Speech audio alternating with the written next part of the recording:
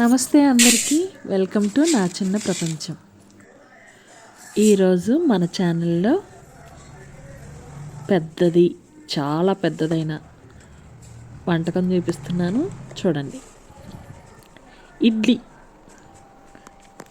అందరికీ తెలుసు కదా అనుకుంటున్నారు కదా. తెలుసు, కానీ ఒకసారి చూపించాలనిపించి చేశాను అన్నమాట.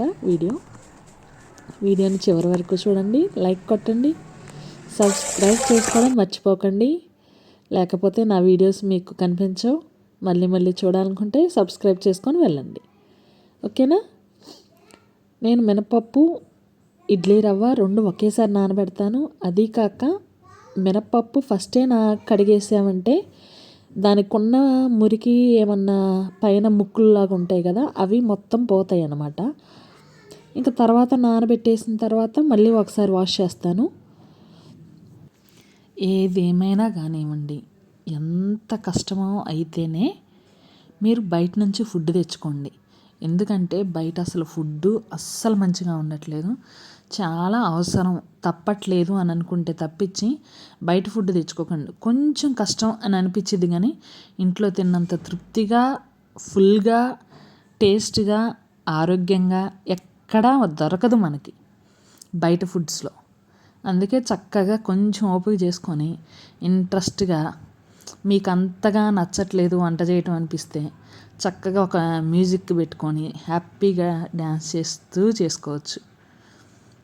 అలాగా మనకు నచ్చిన పాటను హమ్ చేసుకుంటూ హ్యాపీగా వంట చేసుకుంటూ సరదాగా చేస్తూ ఉంటే కరెక్ట్గా 1 గంటలో అయిపోద్దండి ఏదైనా సరే.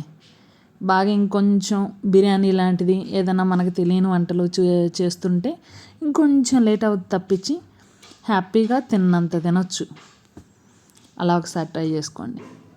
నేను ఇలా పిండి మొత్తం మిక్సీ వేసుకున్న తర్వాత మార్నింగ్కి కూడా సేమ్ అలానే అనిపించింది కదా, నాకు అదే అనిపించింది. ఇదేంటి మార్నింగ్ కూడా అలానే ఉంది, కొంచెం కలర్ షేడ్ అయింది. అది మొత్తం కొంచెం ఉప్పు వేసుకున్నాను. అంటే చలికాలమే కదా, నేను ఉప్పు వేయటం మర్చిపోయాను ముందు రోజు రాత్రి. నేను నెక్స్ట్ డే మార్నింగే వేస్తాను, అలా అలవాటు. ఇంకా అలా పెట్టేసుకొని ఇడ్లీ వేసేసుకొని చట్నీ లేకుండా మా చిన్న బాబు నేను అయితే అస్సలు తినం అన్నమాట ఇడ్లీ. ఇంకా తక్కువ, ఎప్పుడో ఒకసారి చేయకుండా వదిలేస్తాను, కొంచెం హెల్త్ బాగాలేనప్పుడు అలాగా. ఇంకా అప్పుడు అంటే తప్పదు. అల్లం పచ్చడి అయితే కంపల్సరీ ఎప్పుడు ఉంటుంది. ఆ అల్లం పచ్చడితోటి ఏదో మేనేజ్ చేసుకుంటాం. నేను పల్లీలు అలా తడితోటి తుడుస్తాను, ఎందుకంటే మనం కడగలేము, దుమ్ము ఉంటుంది.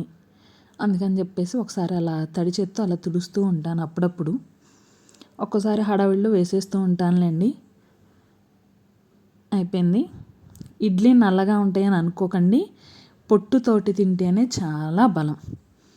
మన పెద్దవాళ్ళందరూ అలానే తిన్నారు, బలంగా ఆరోగ్యంగా ఉన్నారు. మనకి నల్లగా ఉంటాయని వంక తప్పించి ఏమీ ఉండదు, చాలా రుచిగా ఉంటుంది. మా పిల్లలకి నేనేం చేశానంటే కొన్నాళ్ళు పొట్టుపప్పుతో పెట్టి తర్వాత మామూలుగా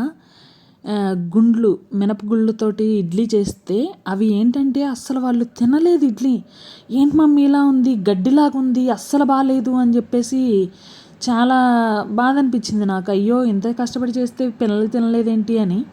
అందుకని చెప్పేసి నేను అప్పటి నుంచి మినప్పప్పే వాడుతున్నాను. ఇలాగా మినప్పప్పు మాత్రమే వాడితే పొట్ట కూడా చాలా తేలిగ్గా హాయిగా ఉంటుంది. ఒకసారి అలా ట్రై చేసి చూడండి. మీకు నా ఛానల్ నచ్చితే లైక్ కొట్టండి, సబ్స్క్రైబ్ కూడా చేసుకోవడం మర్చిపోకండి. మళ్ళీ కొత్త వీడియోలో కలుద్దామా. బాయ్.